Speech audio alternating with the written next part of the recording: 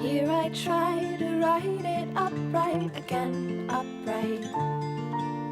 Here I try to write it upright again, upright.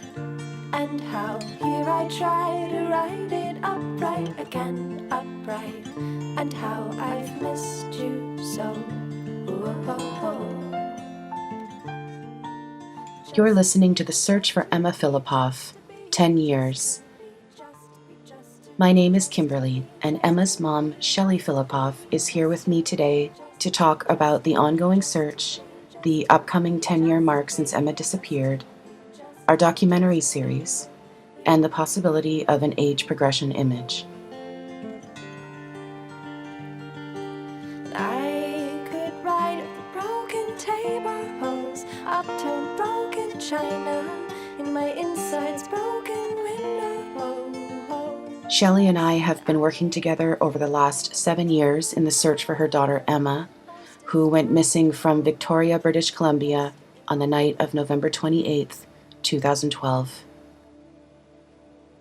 This is a follow-up to the podcast that we had released back in November of 2018 that covered our timeline of the days leading up to Emma's disappearance and also included an interview with a new witness named William, who came forward 6 years later to say he gave Emma a ride to the View Royal area 9 hours after she was last seen by police across the street from the Empress Hotel.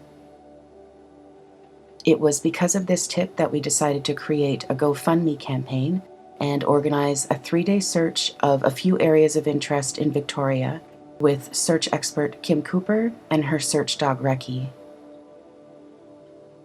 Hi Shelley, thanks so much for joining me today. Good morning, Kim. Nice to be here. Thank you.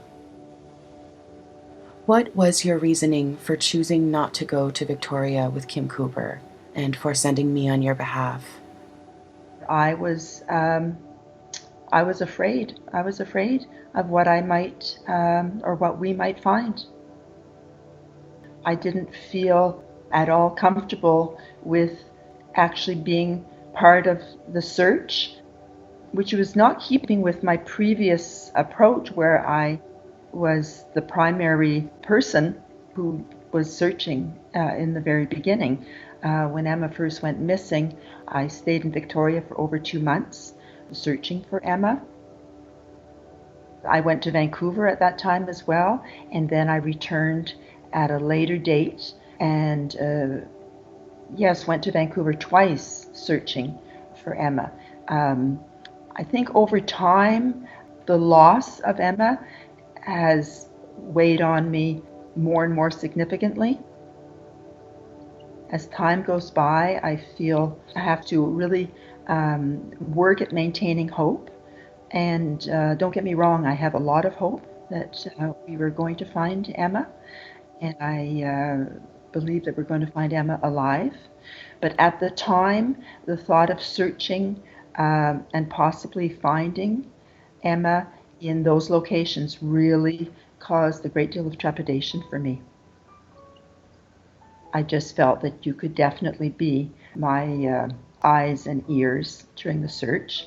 I also knew that you would do a fabulous job recording all that took place.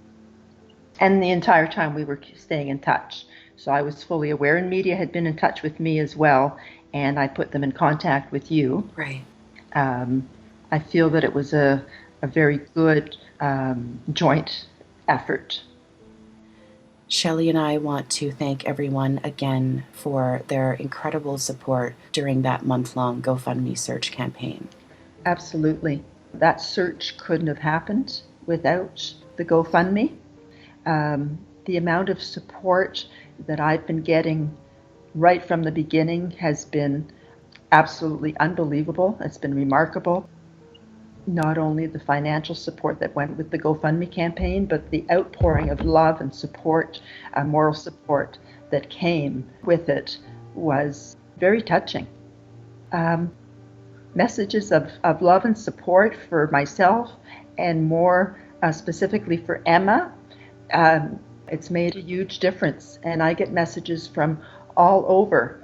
I just received one not that long ago from someone who was originally from Perth and commented on how how strongly she felt about my loss, about Emma's plight. And I found it very moving. So many beautiful messages have come in. Oh, so many beautiful messages, Kim. It really is amazing. It really is. Mm-hmm. So I believe it was pretty soon after our return from the search with Kim Cooper that we decided to create a documentary with your involvement, along with the participation of the Victoria Police. Mm-hmm. We had plans set for upcoming shoots, and we did have one of those shoots in Victoria just before the end of 2019. And then we had a key shoot set with you in March of 2020, and then COVID hit. So that caused some delays in production. But we did continue to conduct interviews online, story edit, and wait until we could continue shooting. Eventually, we were able to complete many of those key shoots and in-person interviews, and that was just last year. Right. It wasn't until late last year in 2021 that we realized this needed to be a series rather than a 2-hour documentary film. I feel it's really important to let the story and to let all of the details breathe. There's a tremendous amount involved with the production. Mm-hmm. It follows Emma's story right from day one and is open-ended because we don't know how this horrible, horrible nightmare is going to end. So the documentary will be an open-ended series. Right. 10 years into Emma's disappearance, it's very hard to know where to turn, what else to do. Tips continue to trickle in, and they are followed up either by myself or by Kim or the Victoria Police. But they really, I mean, in terms of the scope of this nightmare, the tips are few and far between. So I feel that the docuseries is going to open up a number of avenues in the search for Emma and reach a number of people that still are not aware, Kim, of Emma's disappearance. Exactly. And the hope is that maybe it will shake the tree in some helpful way. Absolutely. It always astounds me that with all that has been done, that there are still people saying, "Oh, I just read about your daughter," or "I just listened to a podcast," of which there are many, many. Mm-hmm. But I still think that it's absolutely essential for this docuseries to be made and to be made available, because I really strongly believe that somebody has information about Emma's whereabouts. Now, difficult for me to say this, but whether Emma is alive or not, someone clearly has information. Emma did not vanish into thin air. That doesn't happen. Right. After William saw Emma and gave her a ride, somebody became involved in her life. And we need to reach that person or those people. Mm-hmm. I'm still conducting interviews, and we have some upcoming shoots planned for this fall and winter. So we're actually still in production as I edit in post. Any updates regarding the upcoming series will be posted on the Help Find Emma Fillipoff Facebook page, as well as my personal Facebook page, along with bayberryfilms.com and the official website, helpfindemma.ca. Oh, right. Yes, of course. It would be beyond my wildest dreams to find Emma before the end of the docuseries. That would be amazing. That would be something. We plan on releasing a preview of the docuseries on the anniversary of Emma's disappearance on November 28th, and that will be shared on the pages that we mentioned earlier. I think it's great. I think it's a wonderful thing, a great idea, Kim, to be releasing a preview.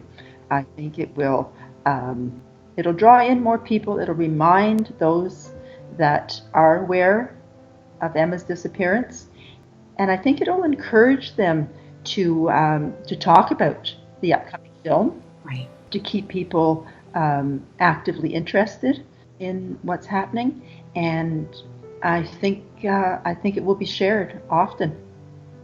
I think it's a wonderful idea. What are some of your thoughts and feelings as we approach the 10-year anniversary? The 10-year anniversary, even though I felt in my heart that it was coming, is a huge marker.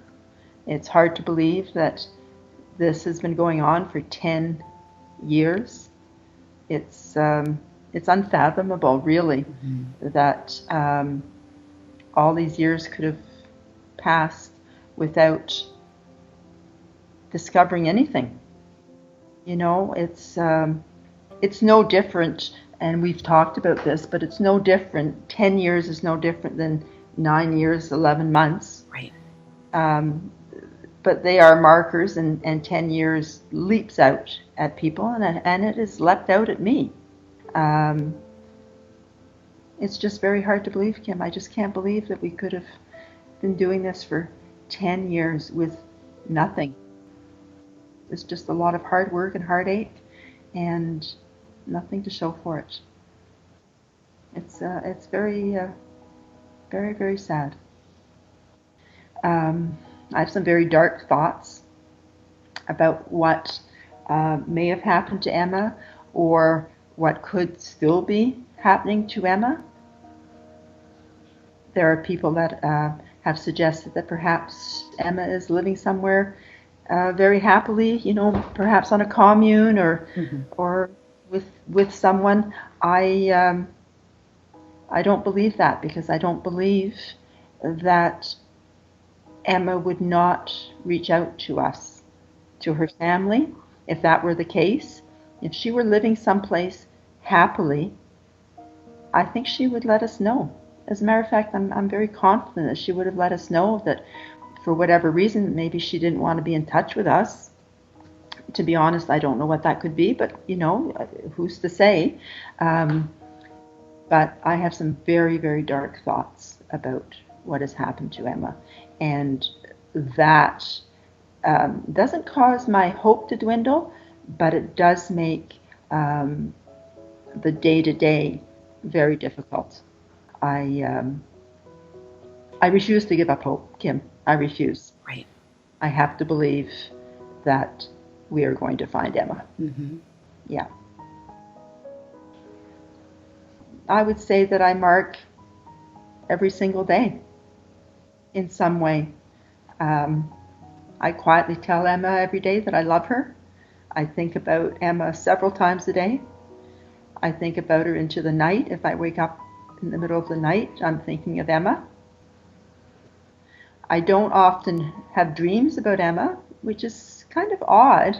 But what I do have in terms of dreams are very convoluted, very dismal, almost scary dreams sometimes. They're always very stressful dreams.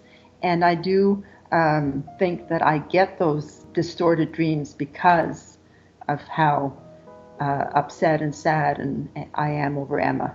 But to actually say that I actually dream about Emma, not terribly often. I think of her when I look at her cat. I think of her when I look at the beautiful photograph that I have of her on my living room table. I don't think I ever stop thinking of Emma. So marking the 10th anniversary will be very much the same as I mark every single day Right. since Emma's been missing.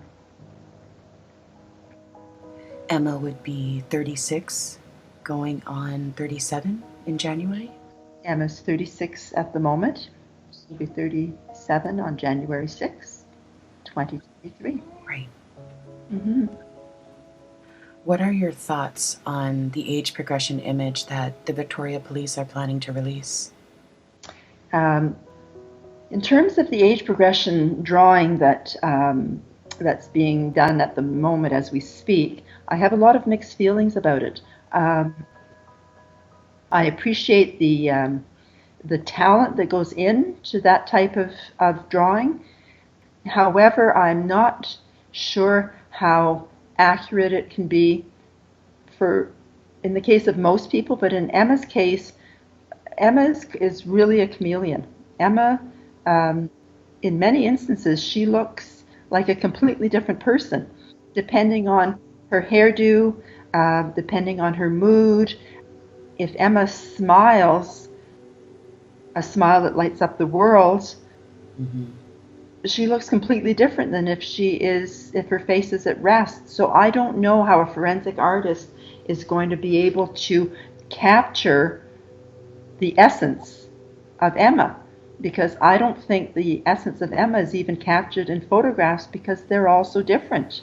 Right, and I wonder which photo they're going to base it on, or if it'll be a mix of photos. I don't know. I wonder if it'll be an amalgamation of more than one photo. But again, it's not that I question their artistry. It's not that I question the talent.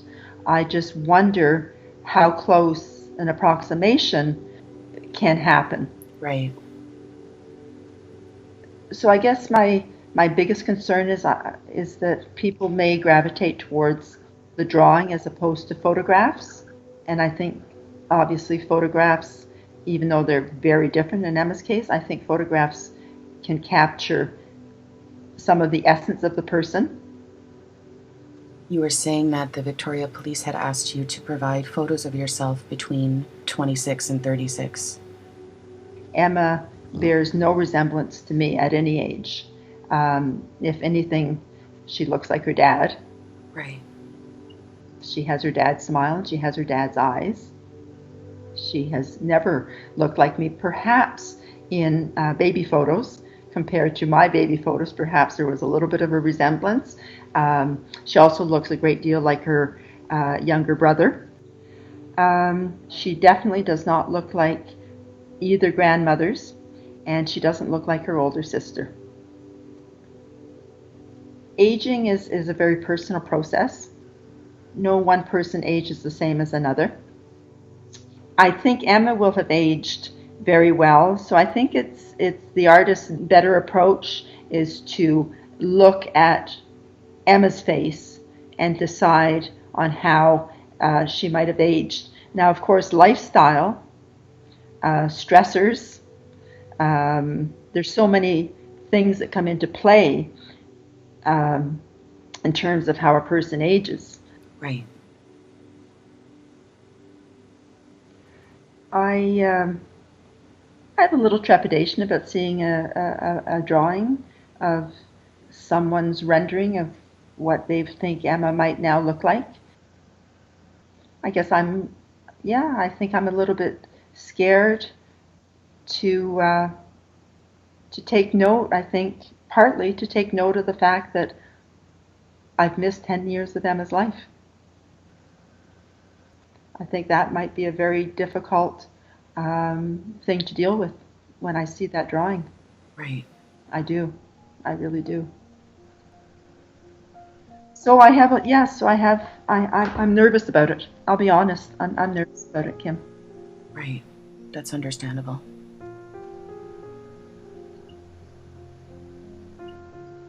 If you have any information about Emma's disappearance, please come forward. You can contact the Victoria Police Department at 250-995-7654. You can also leave an anonymous message with Crime Stoppers at 1-800-222-8477. You can also leave a private message, a message on Help Find Emma Fillipoff Facebook page. You can send me a private message on my Facebook page. You can send me an email at fillipoff@hotmail.com. And you can also send a message through Emma's webpage. And that's helpfindemma.ca. I'd like to thank everyone for listening. Feel free to light a candle for Emma on November 28th. And if you'd like, you can share a photo or video of your candle on the Help Find Emma Fillipoff Facebook page. I think that's a lovely idea, Kim. I like that idea. I would love to. It would mean something to me to see that. Thank you so much, Shelley. Oh, thank you.